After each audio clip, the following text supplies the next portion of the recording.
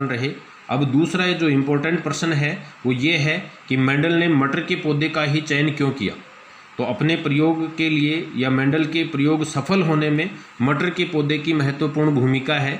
तो यहाँ मटर के पौधे का चयन मेंडल ने क्यों किया, इसका जो पहला कारण है वो ये है कि मटर का जो पौधा है वो 1 वर्षीय पादप होता है। मतलब उसका जो जीवन चक्र है, अपन जब बीज को उगाएंगे, उगाने से और नए बीज बनने तक की जो क्रिया है वो 1 वर्ष के अंदर अंदर ही समाप्त हो जाती है।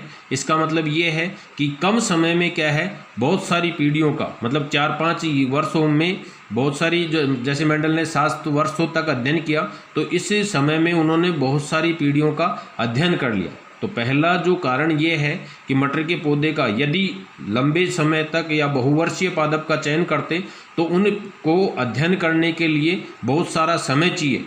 इसलिए मेंडल की सफलता जो है उसका पहला जो कारण है वो ये रहा कि मेंडल ने मटर के पौधे का चयन किया और वह मटर का पौधा क्या है, 1 वर्षीय है। दूसरा जो कारण है वो ये है कि ये जो मटर का पौधा है इसके जो पुष्प हैं वो द्विलिंगी हैं। द्विलिंगी का मतलब होता है कि आपको मटर के पौधे के अंदर नर और जनन भाग दोनों एक ही पुष्प में पाए जाते हैं।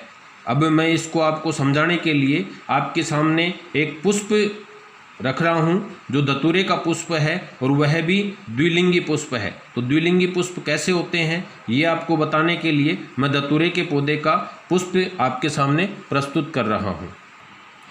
ये धतूरे का पुष्प है। इसमें आप देख रहे हो कि यहाँ जब हमने इस पुष्प है, ये बाह्य दल है, ये बाह्य दल है और ये दलपुंज है।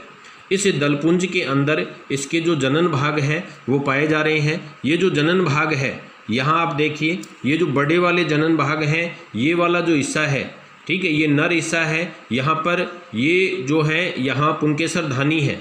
इसमें से जो नर पार्ट है पुंकेसर ये निकलते हैं और इसके ये वाला जो भाग है, ये जो आपको दिख रहा है, ये मादा पार्ट है, जिसे यहाँ पर इसका जो ऊपरी हिस्सा है वो वर्तिकाग्र कहलाता है। तो जब परागण की क्रिया होती है तो ये जो पुंकेसर धानी है ये फटती है, पककर परिपक्व होकर। फटने के बाद इस पुष्प के जो पुंकेसर हैं, इसी पुष्प की यदि वर्तिकाग्र पर गिरते हैं तो उसे अपन स्वपरागण कहेंगे। और इस पुष्प के जो पुंकेसर हैं वो दूसरे पुष्प की वर्तिकाग्र पर जाएंगे, तब अपन उसे परपरागण कहते हैं। तो ये जो धतूरे का पुष्प है ये द्विलिंगी है। क्यों? क्योंकि इसमें नर भाग और मादा भाग, नर भाग पुंकेसर और मादा भाग ये जो अंडाशय जायंग वर्तिकाग्र है ये पाया जाता है। तो हम जैसे धतूरे के पुष्प में हमने देखा कि वह द्विलिंगी है, इसी प्रकार जो मटर का पुष्प है वह भी द्विलिंगी पुष्प होता है। इस